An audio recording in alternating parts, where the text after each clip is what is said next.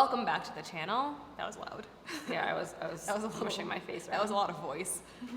There's a lot of throat noise. All right, get out. Welcome back to the channel. I'm Melissa and this is Jessica. And today we are talking about how to stay full in a calorie deficit. Before we start, go ahead, like, subscribe, and hit the bell in order to be notified every time we drop a new video. How to stay full when you're in a calorie deficit. When you're in a calorie deficit, you're dieting. A lot of times our calories are lower than we'd often like, and that can leave us feeling hungry. So first thing that I want to preface is it's normal to feel hungry when you are eating lower calories, Like right? you actually should feel hunger when you're dieting. It's not really normal to be eating super low calories and not feel hungry. That's usually a sign like your metabolism is adapted or something else is off, right? But if you're dieting, like it's okay to feel hunger, right? A lot of clients will sometimes be like, I'm hungry and, I'm unhappy, but it's like, but girl, you're dieting, right? So you can eat food. You're gonna be a little hungry, but let's figure out how do we keep you from being like so hungry that you're just feeling hangry and ravenous all the time. So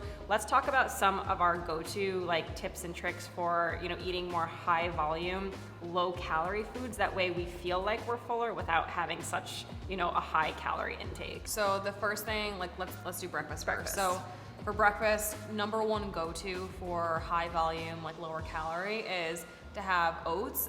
At this point, so if I'm in a calorie surplus, I have more oats, and then I put in a little bit of egg whites. When I'm in a deficit, I'll do like a little bit of oats, and then I do more egg whites. It gives it more volume, and there's more protein in it, keeps you full longer, and then I'll add a bunch of like lower calorie toppings instead of adding in chocolate chips and almonds and things like that kind of are, less dense but are higher in calories. I'll just add more fruit into it. And like light syrup, things like that, cinnamon, things that are gonna give it flavor but don't have a lot of calories. I think another thing that you can do for a low calorie but like high volume breakfast are create like a yogurt bowl, but instead of using a full fat yogurt, you can use a zero fat Greek yogurt. So you're getting a lot of protein, really no carbs, really no fat, and then load that up again with like lower calorie toppings. So berries are a really good go-to fruit. You can have a bunch of berries for very low calories, and that's different than something like, let's say, a banana or mango or pineapple, which has a lot more sugar content in it, so it's gonna give you more calories there. Yeah, and then for a savory breakfast, one of my favorite go-tos when I'm dieting is I get a lavash wrap. I cook egg whites, and then I kind of like lightly toast the lavash wrap in the pan, and I'll put the egg whites on, like sprinkle some cheese on, and then wrap it up. You can also add like turkey bacon into it or like regular bacon. Turkey bacon is just lower in fat, like it's less calories. Chop that up, put that in there, maybe some veggies, and then roll it up, and it's pretty hefty, and you're actually really full after, and the calories are very low. Yeah, and the same thing if you don't want to make it into a wrap, just having a giant like egg white omelet, right? Yeah. So like you said, chop up a bunch of different veggies, cook it up with the egg whites. If you want to, like you said, turkey bacon, turkey sausage, or even like pieces of ham or chicken, you can throw into, or like even 99% like lean ground turkey, season that. Something that like I'll do sometimes is like season the 99 lean ground turkey with like taco seasoning, and then you can throw it into an egg white omelet with like peppers and onions and spinach, and so you almost create like a southwestern type of egg white omelet. So you're getting a lot of protein, you're getting a lot of volume, but the calories is super low, right? It tastes, but it still tastes good, right? It doesn't feel like you're restricted or dieting. Before we get into lunch, I just wanted to let you know, tomorrow night we're kicking off our free 2-day intensive calorie cycling workshop, where we're gonna teach you everything you need to know about calorie cycling. On night 1, we're gonna teach you everything calorie cycling explained. So what calorie cycling is, why we calorie cycle, what all the benefits are. And then night 2, we're actually gonna do a deep dive into how to actually apply calorie cycling to your life. Plus, we have a huge announcement that we're revealing during the workshop that you're not gonna wanna miss. So if you need to register, make sure you click the link below and sign up now.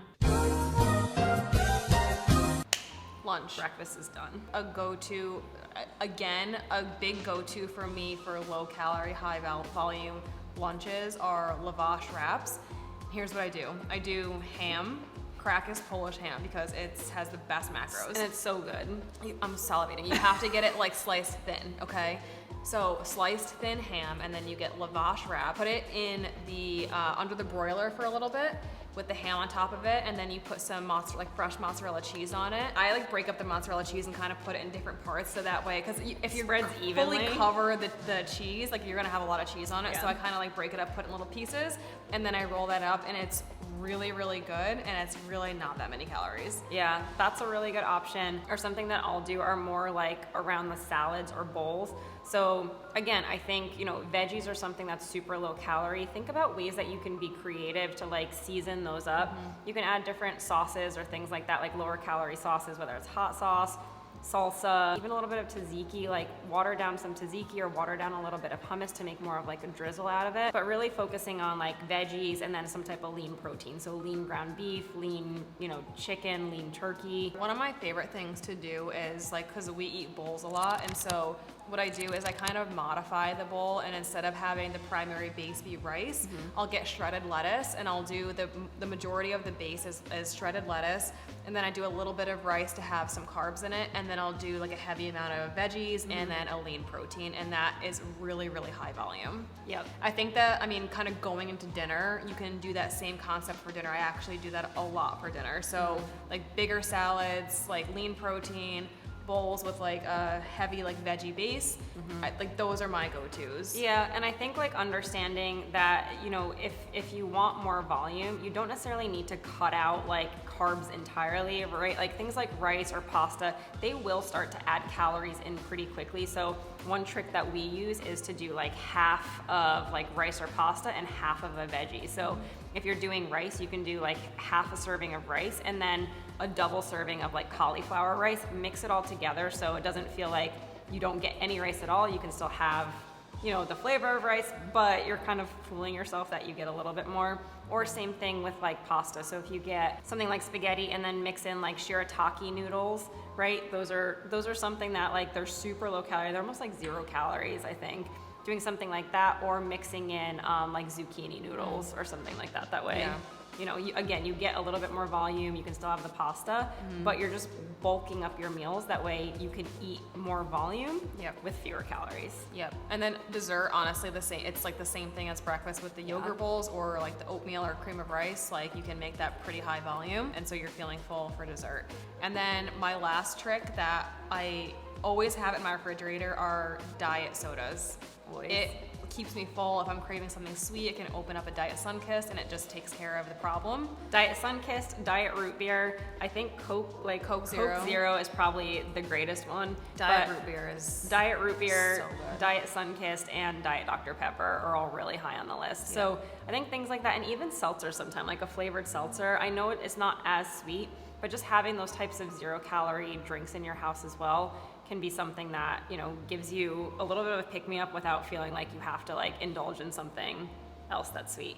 And the one last thing that I do want to say, during the colder months, one thing that I do like to do is have different teas in the house, like flavors of tea, like a raspberry tea or jasmine green tea or things like that, because a lot of times you think that you're hungry, right? But you could be really thirsty, or it could also just be a thing like you just need to fill up your stomach with a little bit of volume. So having a hot beverage is something that, makes you feel a little bit more full and can like tide you over when you start to have a craving. We hope this is helpful for you and you took away some ideas that maybe you didn't think of while you're dieting.